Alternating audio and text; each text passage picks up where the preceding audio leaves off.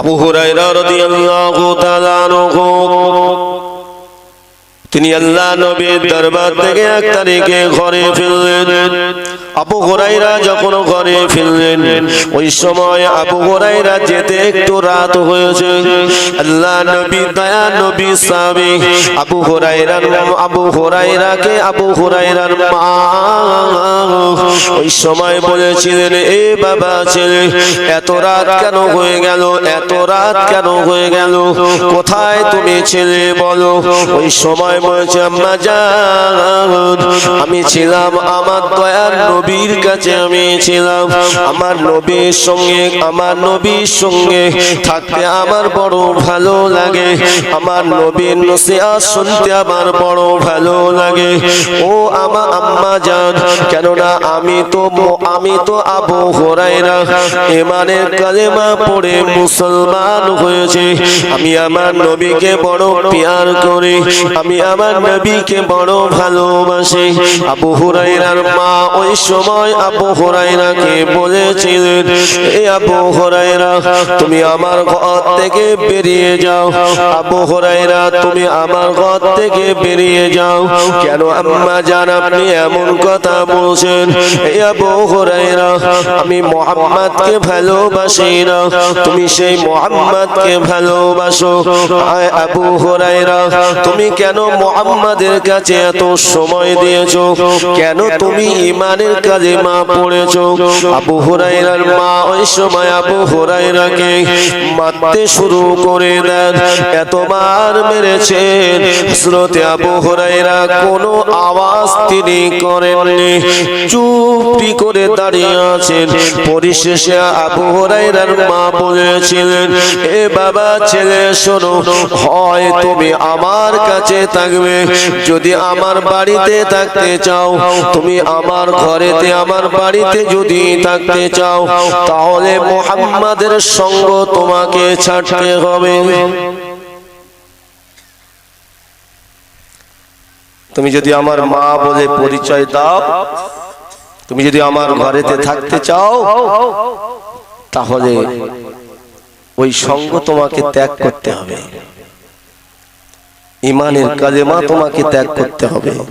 হযরত আবু হুরায়রা রাদিয়াল্লাহু তাআলা আনহু বলছেন, আম্মা জান, আপনার কদমের ধুলো আমি মাথায় রাখি, আপনি আরো আমাকে মারেন, আমি আরো মার খাবো, আপনার হাতে মার খাবো, কিন্তু আম্মা জান, আমি জানাকে মহব্বত করেছি, ভালোবেসেছি, এই ভালোবাসা আমার কাছ থেকে আর কেউ কেড়ে নিতে পারবে না। জোরে বলো। আমি যে কালেমার স্বাদ পেয়েছি, আমি যে রাসূল পাক সাল্লাল্লাহু আলাইহি ওয়াসাল্লামের মহব্বত ভালোবাসা যে অন্তরে তৈরি করেছি, আম্মা জান, আমার পক্ষে সম্ভব নয়। তখন বলছেন, তাহলে তুমি আমার ঘর থেকে বার হয়ে চলে যাও। মা, আমি তাতে রাজি আছি, কিন্তু আমার দয়ার নবীকে আমি ছাড়তে রাজি নয়। একটু জোরে ভাবে না।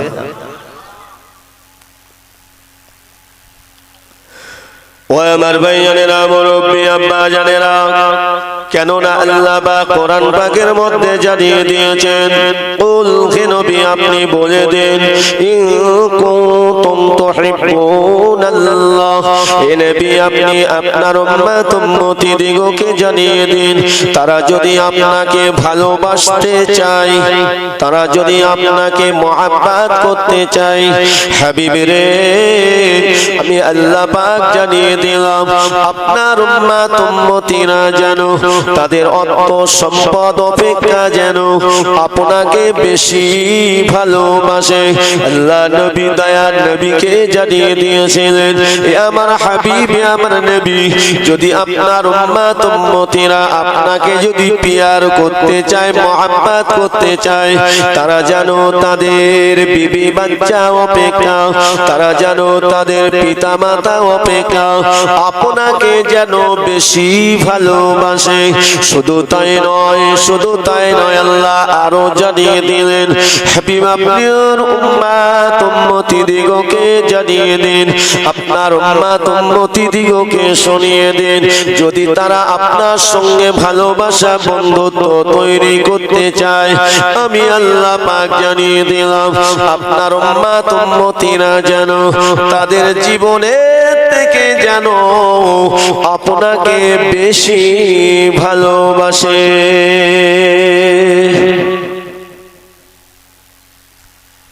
নইলে আপনার ভালোবাসার অর্জন করতে পারবে না। যদি ওরা আপনাকে না পায়, আমি আল্লাহ কখনো ওদেরকে কবুল করব না। নবীর ওসিলাই তো পেয়েছি ইসলাম, ঠিক কিনা?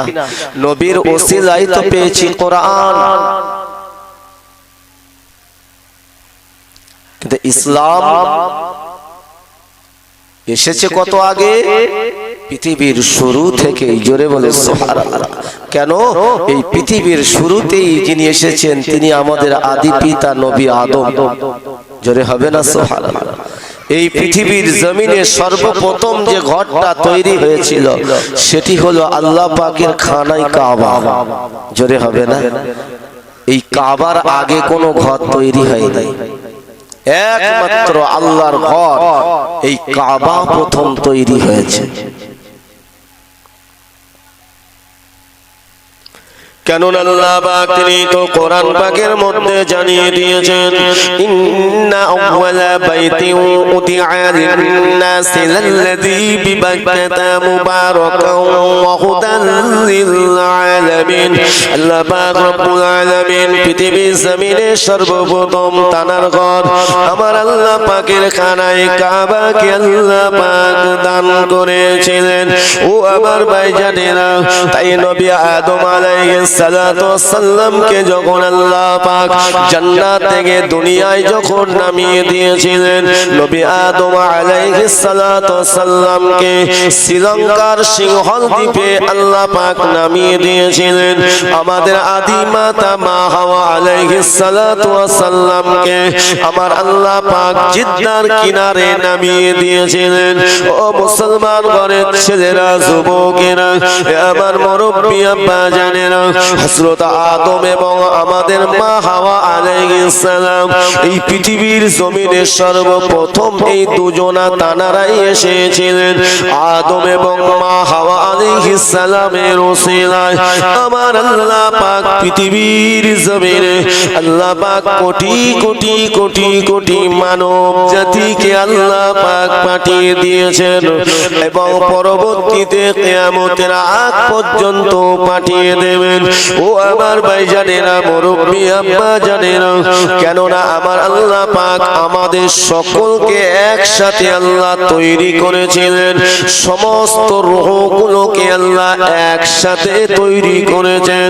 আমার আল্লাহ পাক রূহের জগৎ, যেটাকে আলমে আরওয়া বলা হয়, ওই রূহের জগৎ থেকে আল্লাহ পাক আল্লাহ তাআলা পৃথিবীর জমিনে পাঠিয়ে দিচ্ছেন আমাদের পিতা মাতার ওসিলায়। ঠিক কিনা বলেন?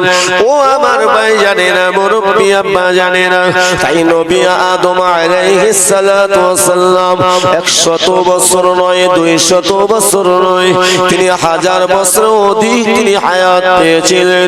তিনি কম বেশি হাজার কয়েক হাজার আলা আওলাদ রেখে পৃথিবীর জমিন থেকে তিনি মৃত্যুবরণ করেছিলেন।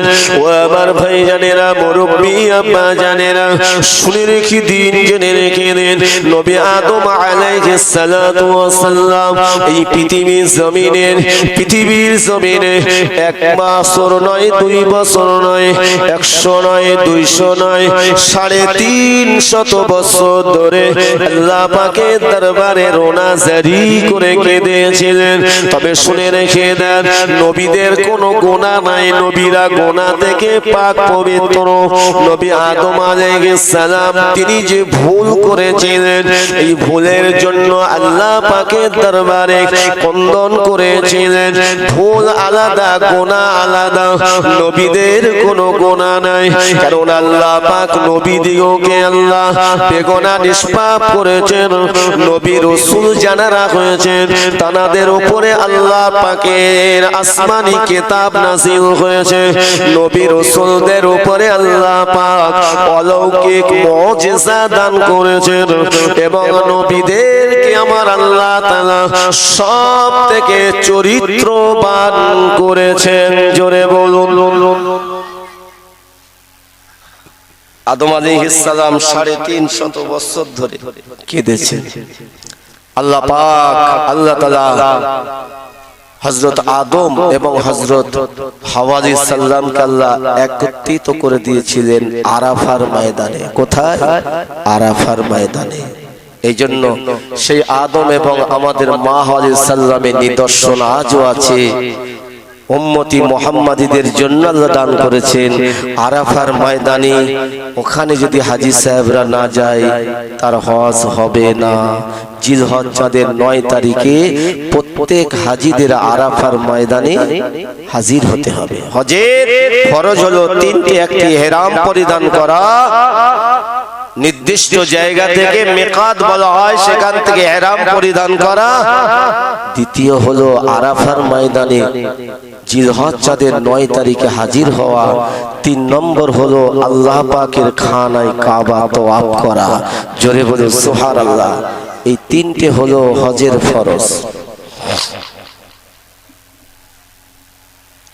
ও মুসলমান ঘরের ছেলেরা, যুবকেরা, মুরব্বী, আব্বা জানেরা, নবী আদম আলাইহিস সালাম তিনি আল্লাহ পাকের দরবারে জিকির করে আল্লাহকে ডেকেছিলেন, রোনাজারি করে কেঁদেছিলেন। ওই আরাফার ময়দানে সামনে যে জাবালে রহমত আছে বাবা, ওই জাবালে রহমতে দাঁড়িয়ে আল্লাহ পাকের দরবারে দুটো হাত তুলে দোয়া করেছিলেন। আমার আল্লাহ পাক রব্বুল আলামিন দোয়াটাকে কবুল করেছিলেন।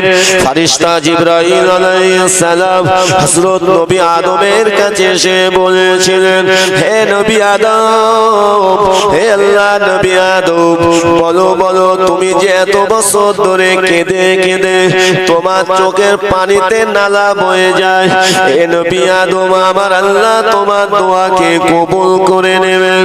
হে নবী আদম, হযরত নবী আদম তিনি যে দোয়া করেছিলেন সেই দোয়াটা আল্লাহ পাক কোরআন পাকের মধ্যে জানিয়ে দিয়েছেন।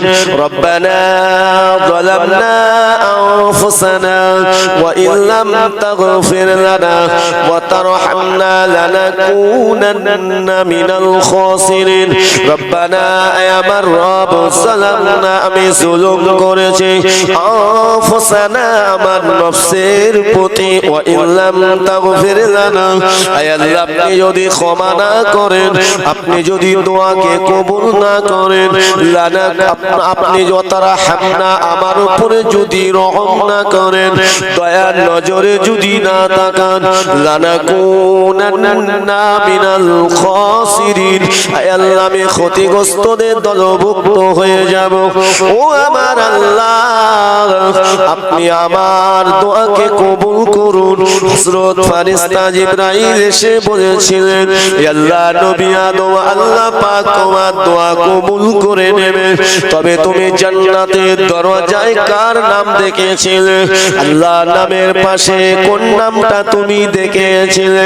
নবী আদম আলাইহিস সালাম বলেছিলেন, আমি আল্লাহর নামের পাশে আমি সন্ন্যাত করে একটা নাম আমি দেখেছিলাম, যে নামটি হলো মুহাম্মাদুর রাসূলুল্লাহ সাল্লাল্লাহু আলাইহি সাল্লাম। এই নামটাই আমি দেখেছিলাম। হযরত ফেরেশতা জিবরাইল আলাইহিস সালাম বলেছিলেন, আল্লাহ নবী আদম আপনি একবার পড়ে নেন, আল্লাহ পাক দোয়াকে কবুল করে নেবেন। নবী আদম আলাইহিস সালাম পড়ে নিয়েছিলেন, লা ইলাহা ইল্লাল্লাহ আল্লাহ ছাড়া কোনো মাবুদ নাই, মুহাম্মাদুর রাসূলুল্লাহ সাল্লাল্লাহু আলাইহি সাল্লাম, মুহাম্মদ সাল্লাল্লাহু আলাইহি সাল্লাম হলেন আল্লাহ পাকের রাসূল। ইসলাম পৃথিবীর শুরু থেকেই, কেন এটি তো আমার আল্লাহ পাকের মনোনীত ধর্ম, ঠিক কিনা বলেন? ইন্নাদ-দীনা ইনদাল্লাহিল ইসলাম। আল্লাহ কোরআন পাকে বলেছেন আমার মনোনীত ধর্মের নাম হলো ইসলাম। তাহলে আমাদের স্রষ্টাকে সেই এক আল্লাহ, আমরা আল্লাহর সঙ্গে কারোর শরীক করি না। যদি করি কি হবে? ঈমান থাকবে, ঈমান হারা হয়ে যাব। আর আল্লাহ বলছেন ইন্নাশ শিরকা লা যুলমুন আযীম, যারা আমার সঙ্গে আমার কোন সৃষ্টির সঙ্গে একত্রিত করে, যারা শরীক করে, সে যেন আমার উপরে জুলুম করলো, আমার উপরে অত্যাচার করলো। তাহলে আল্লাহর উপরে যদি কেউ জুলুম করে, সৃষ্টিকর্তা তাকে ছেড়ে দেবে বলে মনে হয়? কি অসুবিধা হচ্ছে আপনাদের? ছেড়ে দেবে বলে মনে হয় না। এই জন্য ইখলাসের সঙ্গে আহাদ জানার কোনো দ্বিতীয় নাই। তিনি কে? তিনি হলেন আল্লাহ। কারণ আল্লাহ পাক তিনি তো কোরআন পাকের মধ্যে জানিয়ে দিয়েছেন, আল্লাহু লা ইলাহা ইল্লা হুয়াল হাইয়ুল কাইয়্যুম, আমার আল্লাহ হলেন এক, আমার আল্লাহ অদ্বিতীয়, হাইয়ুন চিরঞ্জীবী আছেন এবং থাকবেন। আমাদের মৃত্যু হবে, রব্বুল আলামিনের কোনো মওত নাই। হাইয়ুন তিনি চিরঞ্জীবী আছেন এবং থাকবেন। লা তাখুযুহু সিনাতুন ওয়ালা নাওম, আমার আল্লাহ পাকের কোনো নিদ্রা নাই। লাহু মা ফিস সামাওয়াতি ওয়া মা ফিল আরদ, ও আমার ভাইজানেরা, আসমানের মালিক আল্লাহ, জমিনের মালিক হলেন আল্লাহ।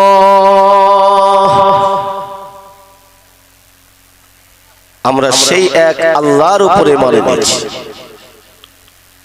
আল্লাহ রাসূল সাল্লাল্লাহু আলাইহি সাল্লামকে কয়েকজন ইহুদি আল্লাহ রাসূলকে প্রশ্ন করছে, হে মুহাম্মদ, সকলে বলেন সাল্লাল্লাহু আলাইহি সাল্লাম, তুমি যে আল্লাহর কথা বলো, তা বলো তোমার আল্লাহ কি থেকে সৃষ্টি হয়েছে? বলুন না, তোমার আল্লাহর সন্তানাদি আছে কি? তোমার আল্লাহর পিতামাতা আছে কি? আল্লাহ রাসূলকে প্রশ্ন করছে। আমার নবী কি রাগান্বিত হলেন? আমার নবী কোন রাগান্বিত হলেন না। কেন? আল্লাহ পাক আমার আপনার নবীকে আল্লাহ পাক ধৈর্য সবর দিয়ে পাঠিয়েছিলেন। নবীর মতো ধৈর্য সবর পৃথিবীতে কাউকে আমার আল্লাহ দেননি।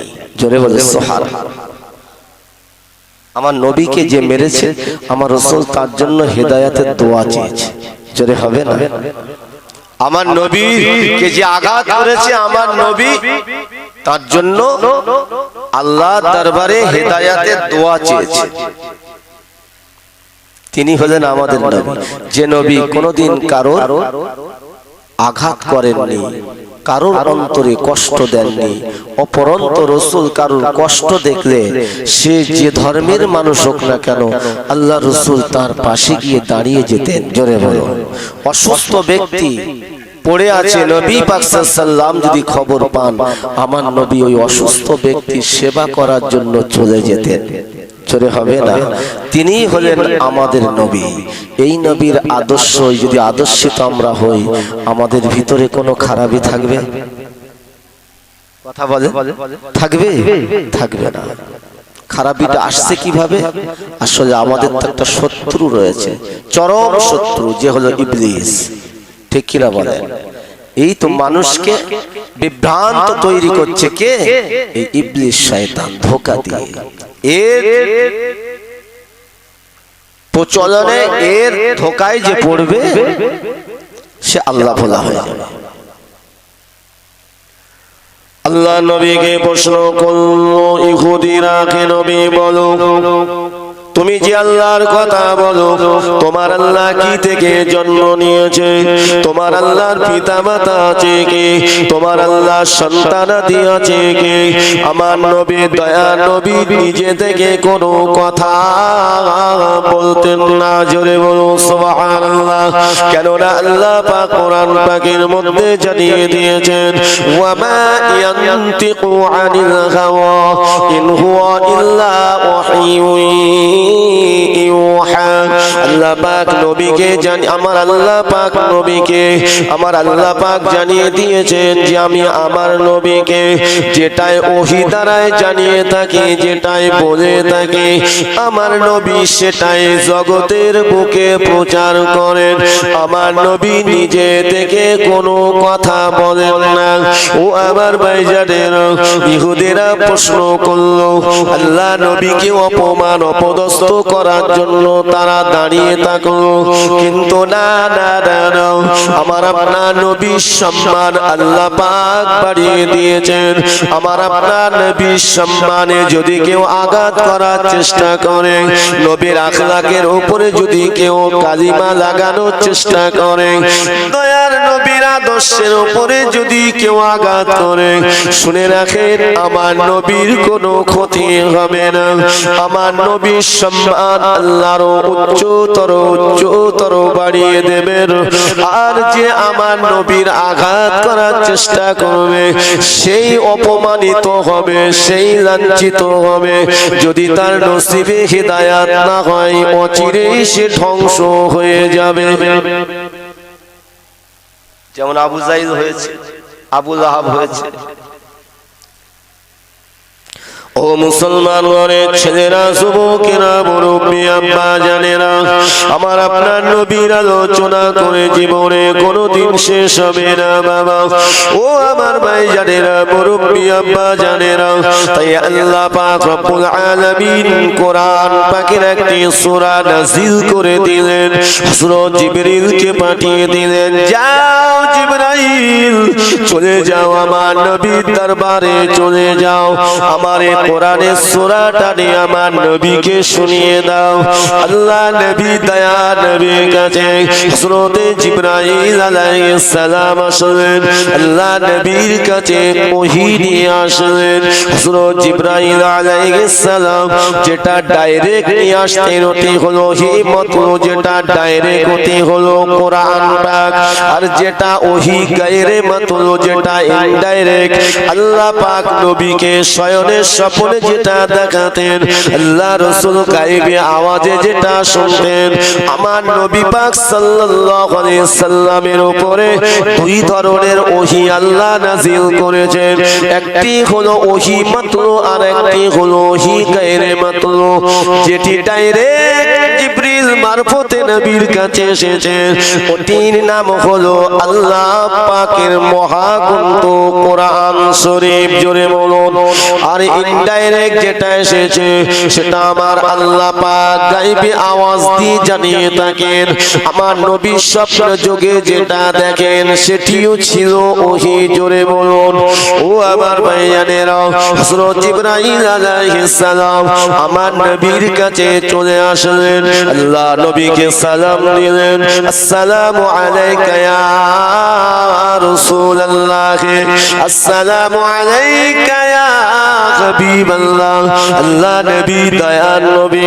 নূর নবী আমার সালামের উত্তর দিলেন হযরত জিবরাইল আলাইহিস সালামকে বলেছিলেন ও ভাই জিবরাইল কি মনে করে আসলেন ইয়া রাসূলুল্লাহ ইয়া হাবিবাল্লাহ ইহুদিরা যে প্রশ্ন করেছেন আল্লাহ পাক আমার কাছে ওহী নাযিল করে দিয়েছেন আল্লাহ পাক আমার কাছে ওহী পাঠিয়ে দিয়েছেন ওই সময় হযরত জিবরাইল সাল্লাম আমার নবীকে ওই সূরাটা শুনিয়ে দিয়েছিলেন ওই সূরাটির নাম হলো সূরাতুল ইখলাস জোরে হবে না সূরা ইখলাস জানেন তো মুসলমান যদি সূরা ইখলাস না পড়তে পারে তাহলে কোরআনের কোন সূরাটা জানে বলেন আমি ভুল বলছি নাকি চোখ থেকে যে কোরআন পড়তে পারলো না আফসোস আল্লাহর কাছে কি হিসাব দেব আর এই চোখ তো সাক্ষী দেবে জবান থেকে যে কোরআন পড়তে পারলো না এই জবান তো আল্লাহর কাছে আপনার আমার বিরুদ্ধে সাক্ষী দেবে সব হচ্ছে অথচ কোরআনটা বাদ যেটা আপনার জন্য আমার জন্য হেদায়েতের রাস্তা স্বরূপ আল্লাহ পাঠিয়ে দিয়েছে নিচে বসো তো নিচে বসো দরুদ শরীফ আল্লাহুম্মা সাল্লি আলা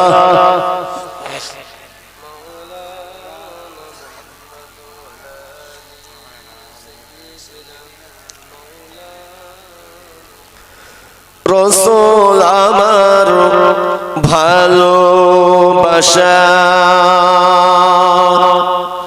রাসূল আমার আলোর আশা রাসূল আমার প্রেম বিরহের মূল আলোচনা রাসূল আমার কাজী কর্মে অনুপ্রেরণা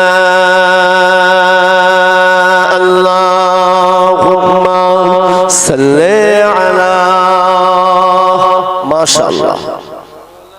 একটু সামনের দিকে সরে সরে আসেন, অনেকে আসছে বসতে পারছে না, সামনের দিকে সরে আসেন। মাঝখানে যে ফাঁকা আছে একটু সামনে ভরাট করেন, আপনাদের আসতে হবে না, এই মাঝখানে ফাঁকা। সর্বপ্রথম সৃষ্টি হলো, সর্বপ্রথম সৃষ্টি হলো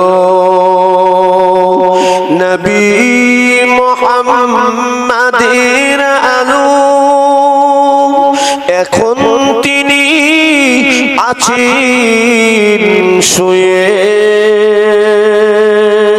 সোনার মদিনায়। রাসূল আমার কাজী কর্মে অনুপ্রেরণা রাসূল আমার ভালোবাসা রাসূল আমার আলোর আশা রাসূল আমার প্রেম বিরহের মূল আলোচনা রাসূল আমার কাজী কর্মে অনুপ্রেরণা আল্লাহুম্মা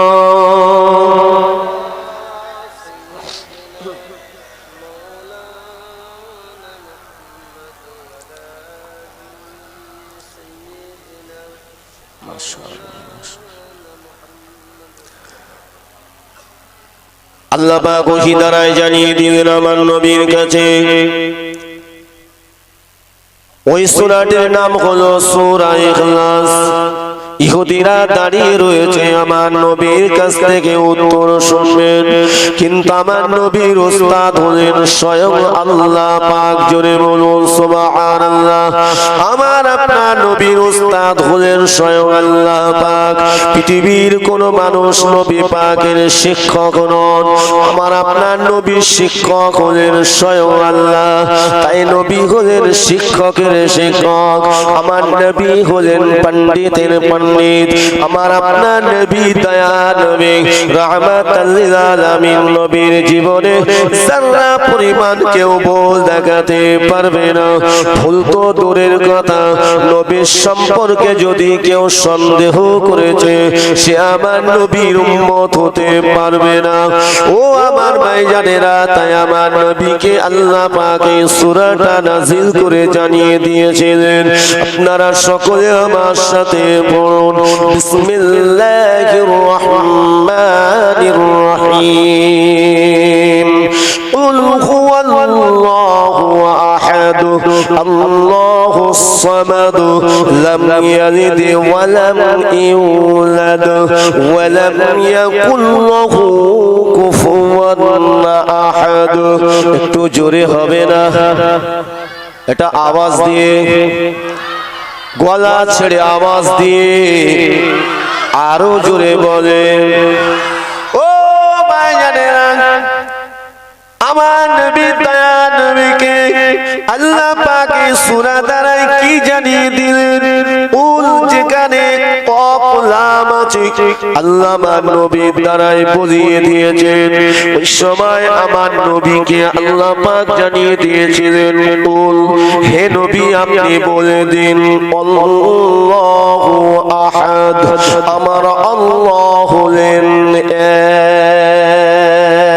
এক জোরে হবে না আহাদ যার কোনো দ্বিতীয় নাই আল্লাহুস সামাদ আমার আল্লাহ বেনিয়াজ আমার আল্লাহ অমুকাবেকি আমার আল্লাহ বেনিয়াজ লাম ইয়ালিদ ওয়া লাম ইউলাদ আমার আল্লাহ পাক কারো থেকে জন্ম নেন নাই আমার আল্লাহ পাক কারো জন্ম দেন নাই জোরে বলুন সুবহানাল্লাহ এ থেকে আমার আল্লাহ হলেন পাক পবিত্র জোরে বলুন সুবহানাল্লাহ ও আমার ভাইজানেরা তারপরে আমার নবী ইহুদিদেরকে লক্ষ্য করে জানিয়ে দিলেন ওয়ালাম ইয়াকুল্লাহু কুফুওয়ান আহাদ আল্লাহ নবী দয়া নবী জানিয়ে দিলেন যে আমার আল্লাহ পাকের আসমান বলুন আর জমিন বলুন যেখানে বলুন না কেন আমার আল্লাহ পাকের সমকক্ষ কেউ হয় না আর একটু জোরে হবে না ও আমার ভাইজানেরা তিনি হলেন আমাদের আল্লাহ আর আমার আল্লাহ পাকের সব থেকে প্রিয় যিনি তিনি হলেন আমাদের আসল নেতা জোরে বলুন তিনি হলেন ইমামের ইমাম তিনি হলেন নবী গানদের নবী আমাদের নবী হলেন রাসূল গানদের রাসূল ও আমার ভাইজানেরা তাই আল্লাহ পাক কোরআন পাকের মধ্যে জানিয়ে দিয়েছেন মা কানা মুহাম্মাদুন আবা আহাদিন মির রিজালিকুম ওয়ালাকিন রাসূলুল্লাহি ওয়া খাতামান নবিয়্যিন আল্লাহ পাক আমার আপনার নবী সম্পর্কে জগৎবাসী দিগকে জানিয়ে দিয়েছেন এই আমার বান্দা বান্দীরা তোমরা জানো আমার মুহাম্মদকে জানো পিতা বলে জানো মনে করো না আবা আহাদিম মির রিজালিকুম আল্লাহ পাক আল্লাহ তাআলা জানিয়ে দিলেন আমার মুহাম্মদকে জানো তোমরা পিতা বলে জানো মনে করো না পিতা বলে জানো ডেকো না আল্লাহ পাক জানিয়ে দিলেন ওয়ালাকির রাসূলুল্লাহ আল্লাহ পাক জানিয়ে দিলেন মুহাম্মদ সাল্লাল্লাহু আলাইহি সাল্লাম হলেন আমার আল্লাহ পাকের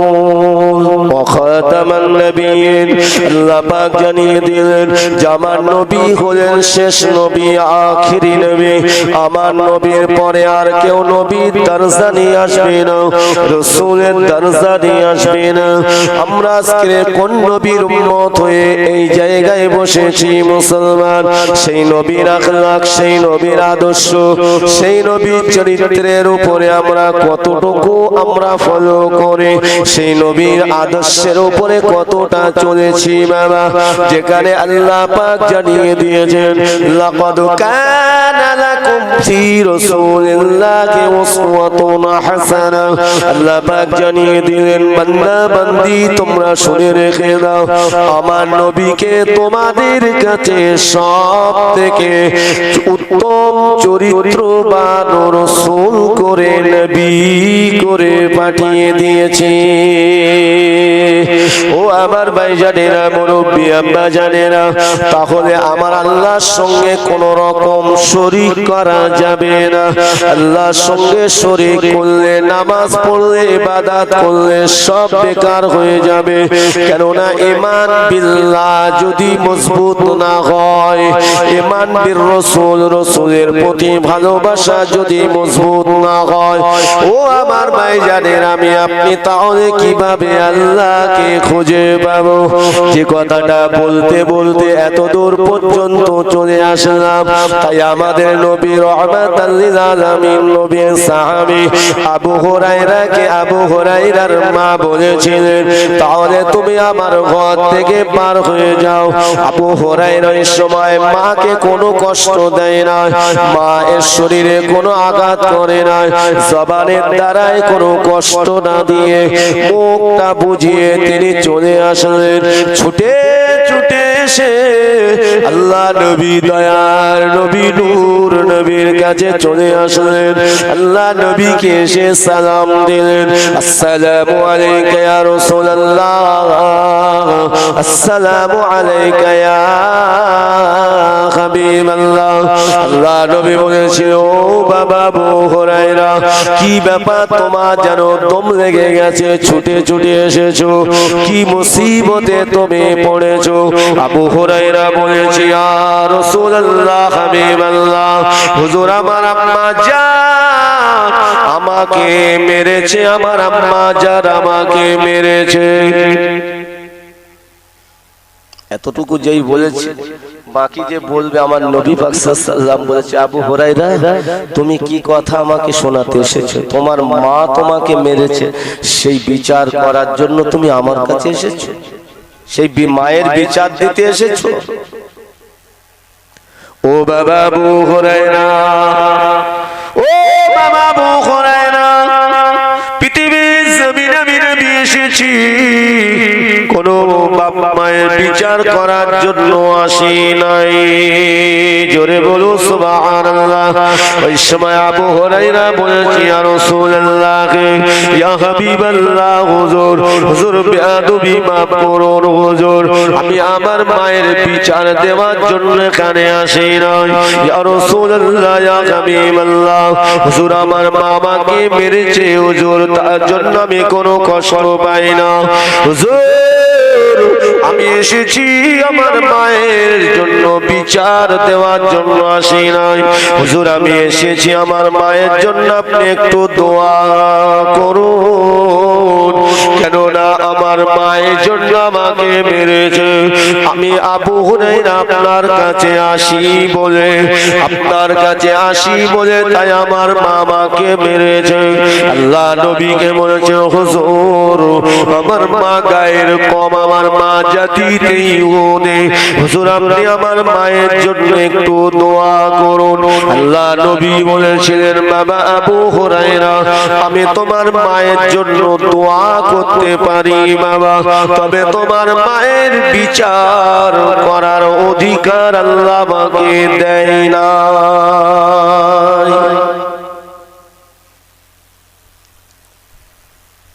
এখানে আপনাকে আমাকে কি শিক্ষা নিতে হবে? এই আলোচনা শুনে আমি আপনি কি বুঝলাম? বাপ মাকে কষ্ট কোন রকম দেওয়া যাবে না। বাপ মায়ের বিচার আল্লাহ করবে, ঠিক না? কিন্তু আপনার বিচার করার অধিকার আল্লাহ দেয় না। আল্লাহ নবী দোয়া করছেন, হযরত আবু হুরায়রা ছুটে ছুটে যাচ্ছেন নবীর কাছ থেকে বিদায় নিয়ে। আল্লাহ নবী দয়া নবী দুজানে বাদশা আমার নবী পাকে কয়েকজন সাহাবী রাস্তার মাঝখানে দাঁড়িয়ে আছেন। হযরত আবু হুরায়রা ছুটে ছুটে যান। আবু হুরায়রা হুজুরের জুব্বাটা টেনে ধরে বললেন, বাবা আবু হুরায়রা কি হয়েছে বাবা? তুমি কি কোনো মুসিবতে পড়েছো নাকি? তোমার বাড়িতে কিছু হয়েছে নাকি?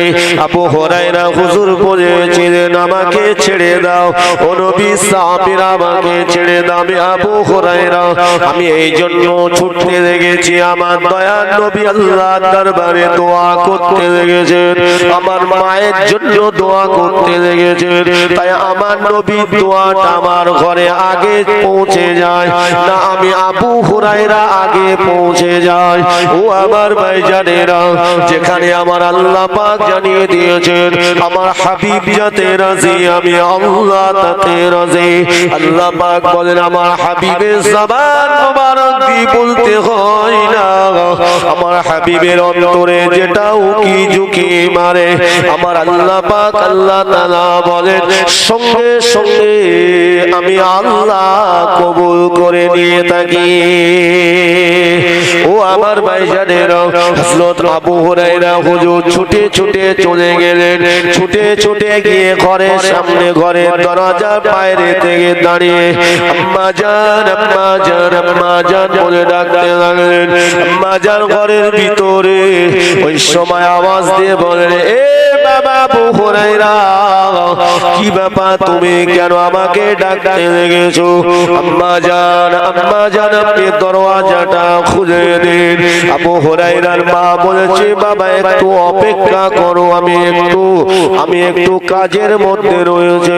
হযরত আবু হুরায়রার মা কি করেছিলেন, গোসল করে নিয়ে বাবা পাক পবিত্র পোশাকটা পরিধান করে দরওয়াজাটা খুলে দিয়ে বলেছিলেন, বাবা আবু হুরায়রা, ও বাবা আবু হুরায়রা, যেখানে আমি তোমাকে ঘর থেকে বার করে দিয়েছিলাম, তুমি যখন চলে গিয়েছো বাবা, আমার ভিতরে যেন কি একটা হয়ে গেল যে মুহাম্মদুর রাসূলুল্লাহ সাল্লাল্লাহু আলাইহি ওয়াসাল্লামের কথা শুনে আমি তোমাকে মেরেছিলাম বাবা, সেই নবীর মুহাব্বত আমার ভিতরে তৈরি হয়ে গিয়েছে। ও বাবা আবু হুরায়রা, আমার নবী কোথায় আছে, আমাকে নিয়ে চলো, আমার নবী কোথায় আছে, আমাকে নিয়ে চলো।